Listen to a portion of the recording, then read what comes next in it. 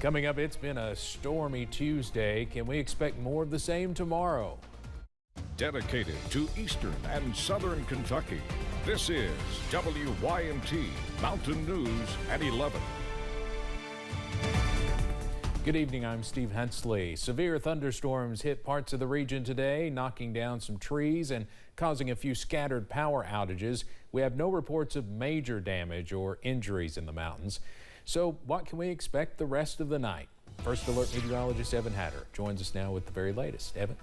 Well, Steve, the good news, we're starting to quiet things down out there. There's still some noisy storms out there. All of our watches and warnings have been allowed to expire, but we still have some rather messy conditions out there in parts. Here's a look from our camera atop our WYMT studios. We've been looking this vantage point towards the really the south, and the potential. We've actually been seeing some lightning out there this evening as those storms move away. We'll see if we can catch a real quick glimpse. It's been plenty of it, of course.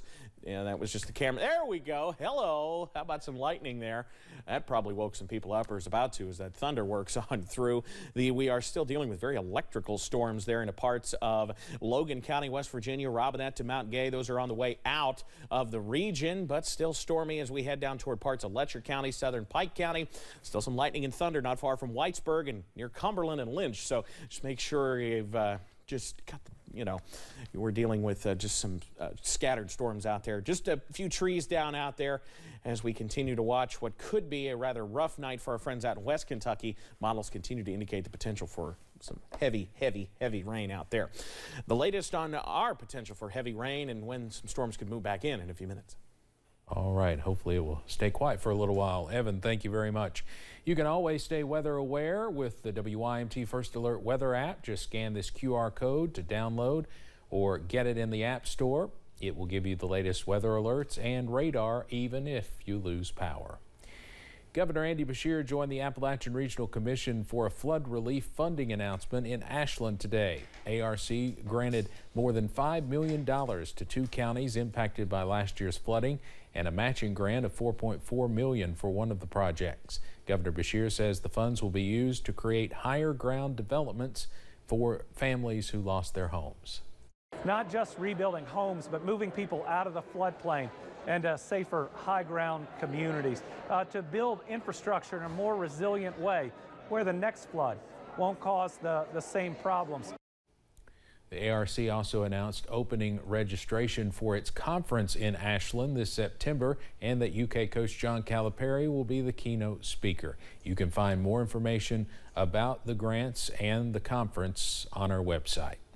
Lieutenant Governor Jacqueline Coleman applauded some fundraising efforts for flood relief in Louisville today. She accepted a $10,000 donation to the Team Eastern Kentucky Flood Relief Fund from Southern Glazers Wine and Spirits. The employees held numerous fundraisers, including creating and selling a cookbook to raise money for those affected by last year's flooding. State transportation leaders told Kentucky lawmakers that a lot of progress was made after the flooding, but a lot of work still needs to be done. Officials say within a week of the flood, they inspected 1,100 bridges. 115 had major issues, but all but 12 have been repaired or replaced. State leaders also say 500 distinct roadway damages were identified. Lawmakers were also briefed today about debris removal, a massive endeavor they say cost $200 million alone. Perry County school officials announced plans to begin construction on the Buckhorn School renovations nearly a year after the flood, and they will also be hiring a new principal for the school. Buckhorn School Principal Tim Wooten announced he'll be leaving this week, with his last day coming up on July 22nd. Superintendent Kent Campbell says they are beginning the search for a new principal. We're currently taking applications for the principal position at Buckhorn School. I want to find somebody like Mr. Wooten. Mr. Wooten was an asset to our district for many years, and we wish him luck in his future endeavors. Campbell says students and staff will continue going to the old A.B. Combs School while construction is ongoing. Appalachian Regional Healthcare continues to provide help for flood victims. Executive Director Angela Bailey says providing schools with supplies is more timely than ever, and giving them out for free is just another way they can help out. Even for, families that haven't experienced a flood, sometimes school supplies can be tough. Bailey shared that to qualify for this, you must have a child who was affected by the flood.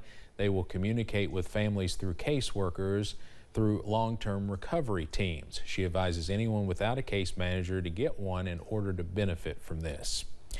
The Housing Development Alliance in Hazard welcomed 3 new interns this summer.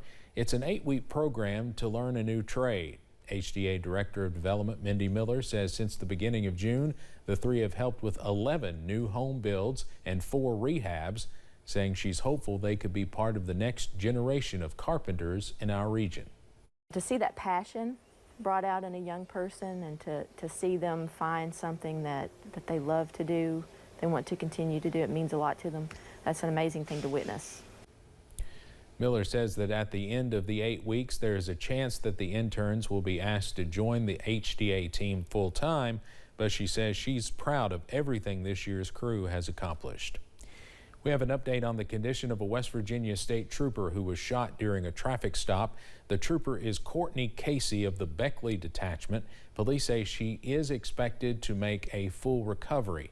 Trooper Casey was shot in the arm during the traffic stop yesterday morning in Mingo County. Police say Scott Arthur O'Brien shot her and then took off. O'Brien was later shot and killed by police after an all-day manhunt. State police say O'Brien was still armed and not responding to officers' verbal commands. He was pronounced dead at the scene. A Southern Kentucky woman is accused of driving under the influence with children in the car. London police say they got a call of a woman slumped over in a Jeep. An officer found 40-year-old Crystal Eldridge driving the wrong way in a parking lot. After seeing police, they say she walked into a business, leaving 4 children in the car. She's charged with DUI and wanton endangerment. The ACLU of Kentucky filed a motion for emergency relief with the 6th Circuit Court in their transgender health care case. We told you Friday a judge ruled in favor of Attorney General Daniel Cameron. He filed for emergency relief to remove an injunction on the ban on transgender health care for minors. It's part of Senate Bill 150. This means the health care is not allowed in the state right now. Now, the ACLU filed a motion today asking the appeals court to again block the law. They say it will cause, quote, irreparable harm if it's enforced. Republican nominee for governor Daniel Cameron is set to announce his running mate for the November election. The Attorney General will reveal his choice for lieutenant governor tomorrow morning in Frankfort. Cameron also announced he and his running mate will be making stops throughout the Commonwealth later this week. Lieutenant Governor Jacqueline Coleman also officially became Governor Beshear's running mate today. Former President Donald Trump says he is the target of another federal investigation, this time for 2020 election interference. CBS's Christian Benavidez reports from Fort Pierce, Florida, where pretrial hearings began in a separate classified documents case against Trump. Former President Donald Trump revealed he is a target of a Justice Department investigation into efforts to overturn the results of the 2020 presidential election. On his social media platform, Trump said he received the so-called target letter Sunday night. He called special counsel Jack Smith deranged and said he has 4 days to report to the grand jury. The special counsel would not have sent a target letter and would not be apparently poised to actually bring a prosecution against former President Trump if he didn't think he had a winning hand. Tuesday night, Trump made a campaign stop in Cedar Rapids, Iowa. If you say something about an election, they want to put you in jail for the rest of your life. It's a disgrace. Earlier, top congressional Republicans came to the former president's defense. President Trump went up in the polls and was actually surpassing President Biden for re-election. So what do they do now?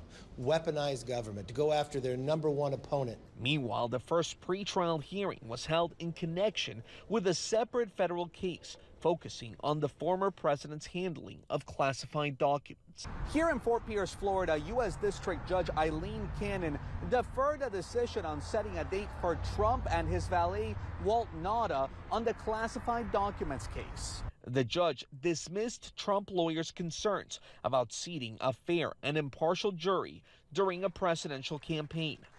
Christian Benavides, CBS News, Fort Pierce, Florida.